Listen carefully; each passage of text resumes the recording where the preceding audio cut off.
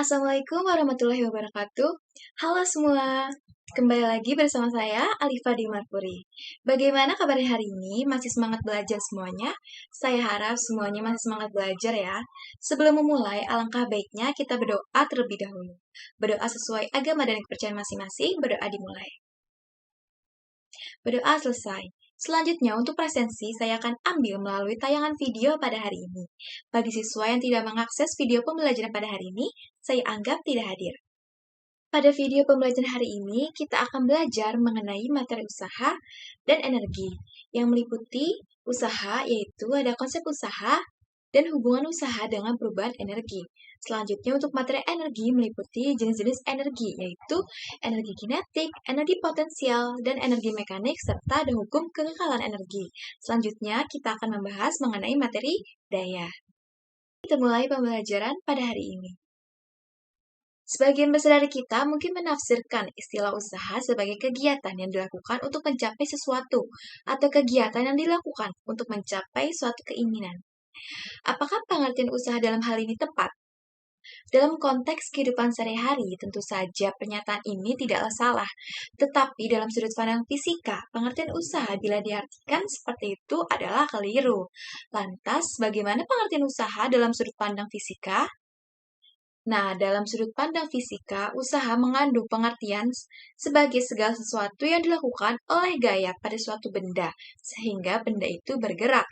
Agar usaha berlangsung, maka gaya harus dikerahkan pada suatu benda hingga benda tersebut menempuh jarak tertentu.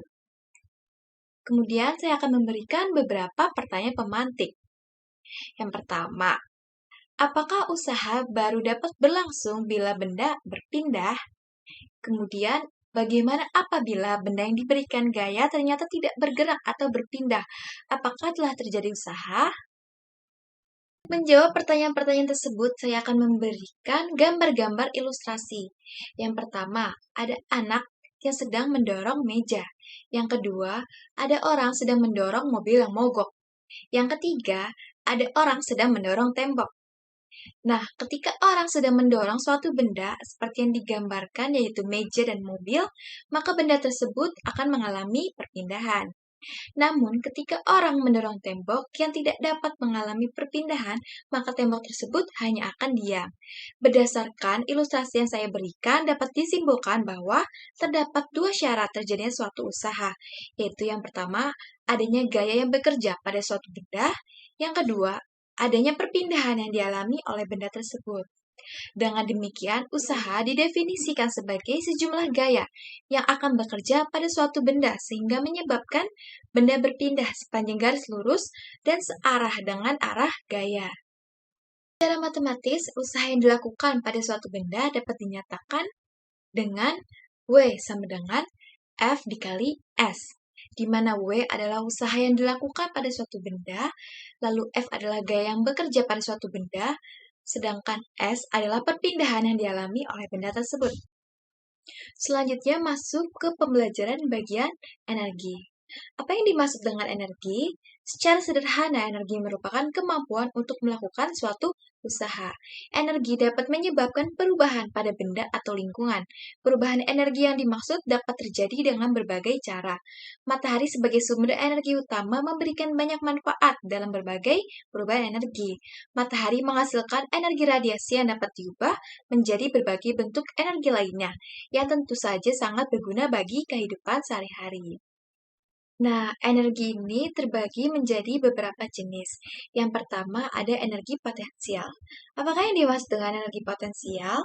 Energi potensial adalah energi yang dimiliki benda karena kedudukan atau ketinggian dari titik acuan. Misalkan, ada buah kelapa di atas pohon, maka buah tersebut memiliki potensial terhadap acuannya, yaitu tanah, tergantung dari ketinggian buah kelapa tersebut. Energi potensial ini memiliki persamaan, yaitu EP sama dengan M dikali G dikali H, di mana EP adalah energi potensial, W adalah berat benda atau Newton, M dikali G, M adalah massa benda, G adalah percepatan gravitasi bumi, H adalah tinggi benda. Selanjutnya, energi potensial ini juga memiliki hubungan dengan usaha. Misalkan, Mula-mula ada sebuah benda memiliki ketinggian di atas tanah, dimisalkan dengan H1. Maka benda ini memiliki energi potensial sebesar mgh1. Kemudian ketinggian benda berubah, yaitu meningkat lebih tinggi. Maka otomatis benda tersebut memerlukan suatu usaha. Maka benda ini mengalami perubahan ketinggian sehingga menggunakan persamaan hubungan usaha terhadap energi potensial yang dapat dirumuskan dengan persamaan W sama dengan delta EP dengan M dikali G dikali H2 dikurang H1. Selanjutnya yang kedua ada energi kinetik. Apa yang dimaksud dengan energi kinetik? Energi kinetik adalah energi yang dimiliki suatu benda karena gerakannya. Persamaan dari energi kinetik dituliskan sebagai EK sama dengan 1/2 mv kuadrat, di mana EK adalah energi kinetik, M adalah massa benda, V adalah kecepatan benda. Energi kinetik juga memiliki hubungan dengan usaha. Misalkan, ada sebuah benda dengan massa M, bergerak dengan kecepatan V1. Lalu benda tersebut terdorong atau menerima gaya sehingga kecepatannya berubah menjadi V2. Sehingga besar usaha yang dimiliki benda tersebut untuk mengubah kecepatannya dapat menggunakan persamaan hubungan usaha dengan energi kinetik, di mana W sama dengan delta EK, yaitu 1/2 M dikali V2 kuadrat dikurang V1 kuadrat. Selanjutnya yang ketiga adalah energi mekanik. Apa yang dimaksud dengan energi mekanik? Jadi energi mekanik adalah energi total, artinya perjumlahan dari energi kinetik dengan energi potensial. Lalu memiliki persamaan yaitu EM sama dengan EK ditambah EP, yaitu 1/2 mv kuadrat ditambah M kali G kali H. Selanjutnya terdapat hukum kekekalan energi mekanik. Seperti yang diketahui bahwa energi tidak dapat dimusnahkan namun dapat dirubah bentuknya. Misalnya dapat diberi contoh seperti buah kelapa di atas pohon memiliki suatu ketinggian yaitu potensial, kemudian tiba-tiba jatuh sehingga menyebabkan buah kelapa tersebut bergerak, maka terdapat energi kinetik. Maka energi potensial berubah menjadi energi kinetik. Di setiap posisi tempat jatuhnya buah kelapa, energi mekaniknya akan tetap. Ketika di atas, di tengah, maupun ketika sudah jatuh di tanah, maka energi mekaniknya akan tetap. Namun dengan syarat, ketika benda bergerak, tapi tidak ada gaya lain yang mempengaruhi gerak benda tersebut, maka ada hukum kekekalan energi mekanik dengan persamaan energi mekanik di awal sama dengan energi mekanik di akhir. Nah, kita telah selesai membahas materi usaha dan energi. Selanjutnya, untuk memperluas pemahaman dan pengalaman belajar, kita akan melakukan eksperimen virtual melalui virtual laboratorium. Sebelum memulai eksperimen, saya akan menjelaskan mekanismenya terlebih dahulu. Para siswa dapat membuat kelompok yang beranggotakan 4-5 orang. Lalu setiap kelompok dapat mengakses LKPD yang sudah diberikan. Buka bagian lampiran kegiatan percobaan 2. Selanjutnya, setiap kelompok dapat mulai menjalankan panduan yang diberikan dan mengerjakan LKPD serta berdiskusi secara berkelompok. Selanjutnya, saya akan membimbing para siswa untuk mulai percobaan. Setiap kelompok, silakan mengamati video yang saya berikan berikut ini. Sudah pernahkah kalian menaiki atau melihat roller coaster? Bagaimanakah pendapat kalian? Tuliskan dalam bentuk pertanyaan. Tuliskan jawaban sementara atau hipotesis dari pertanyaan yang sudah kamu tuliskan sebelumnya. Isi jawaban hasil diskusi kelompokmu ke dalam kolom LKPD sesuai panduan yang sudah diberikan. Kemudian, masing-masing kelompok dapat menyiapkan device laptop untuk mengakses virtual lab pad melalui link yang berikut, atau scan QR code berikut ini. Nah, baik, selanjutnya kita akan mulai percobaan menggunakan pad simulation. Yang pertama, kita harus membuka web pad simulation di web browser, kemudian akan muncul tampilan seperti ini, lalu kita pilih percobaan Energy Skate Park. Klik, lalu kita play untuk memulai percobaan. Akan muncul tampilan seperti ini, bisa ditunggu. Kemudian kita pilih percobaan yang intro atau permulaan. Nah, akan muncul tampilan seperti ini. Nah, di sini kita bisa mulai melakukan percobaannya. Pertama, di sini belum ada keterangan dari ketinggiannya. Kita bisa checklist di bagian bawah kolom kotak ini untuk mempermudah kita melihat ketinggiannya. Seperti ini. Kemudian, untuk melihat kecepatannya, kita klik di bagian kolom atas yaitu speed. Seperti ini.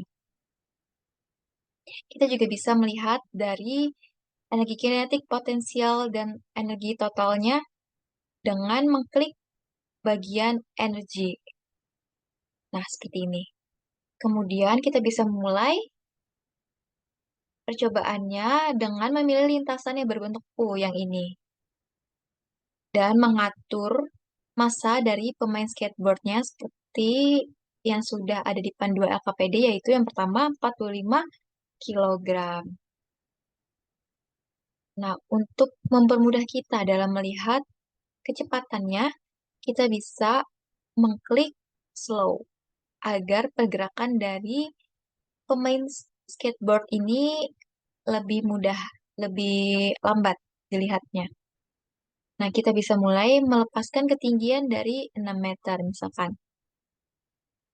Nah, seperti ini. Kita bisa mulai mengamati. Misal kita ingin melihat besarnya kecepatan pemain skateboard di ketinggian 4 meter. Kita bisa mulai pause ketika pemain skateboard berhenti di ketinggian 4 meter seperti ini. Nah, bisa di pause. Kurang lebih seperti ini. Nah, selanjutnya kita bisa mengamati bagan masing-masing energi pada kotak sebelah kiri saat pemain berada pada ketinggian tertentu. Kita dapat ambil ketinggian yang berbeda-beda sesuai dengan panduan pada LKPD. Lalu, menuliskan hasil pengamatan kalian pada tabel percobaan 1 untuk massa 45 kg. Mengulangi percobaan untuk massa yang paling besar, 65 kg, dan menuliskan hasil pengamatan pada tabel percobaan 2. Seperti itu. Gunakan rumus yang telah dipelajari sebelumnya untuk mengolah data dan menuliskan ke dalam tabel pengamatan di LKPD yang sudah disediakan. Setelah melakukan percobaan, masing-masing kelompok dapat melakukan diskusi untuk mengisi pertanyaan-pertanyaan, analisis data pada LKPD sesuai panduan. Setelah itu, berikan kesimpulannya. Kemudian, setelah masing-masing kelompok mengerjakan LKPD-nya, akan dilakukan presentasi mengenai hasil diskusi dari kelompok melalui lampiran LKPD oleh perwakilan kelompoknya. Selanjutnya, setelah menyimak materi pelajaran dan melakukan percobaan, saya akan memberikan latihan soal yang dapat dikerjakan secara individu dan mandiri untuk menguji pemahaman setiap siswa. Silakan akses e-modul yang diberikan dan buka pada bagian penugasan mandiri kegiatan pembelajaran 2. Terdapat 5 buah latihan soal yang dapat dikerjakan oleh setiap siswa secara individu. Silakan dikerjakan dengan tulis tangan di buku tugas. Kemudian untuk evaluasi akhir pembelajaran, materi usaha dan energi, saya akan memberikan penugasan individu yang dapat dikumpulkan di pertemuan selanjutnya. Silahkan buka e-modul bagian evaluasi akhir. Terdapat 10 soal yang dapat dikerjakan setiap siswa. Silahkan kerjakan dengan tulis tangan di buku tugas. Dikumpulkan di pertemuan selanjutnya. Nah, tak terasa pembelajaran kita pada hari ini sudah selesai. Dengan menyelesaikan pembelajaran tentang usaha dan energi, mari kita terus mengasah pengetahuan dan pemahaman kita tentang fisika. Semoga pembelajaran ini dapat membuka pintu bagi pemahaman yang lebih dalam. Mohon maaf apabila ada perkataan saya yang kurang berkenan. Terima kasih atas partisipasinya dan semangat belajar untuk semuanya. Sampai jumpa di pembelajaran berikutnya.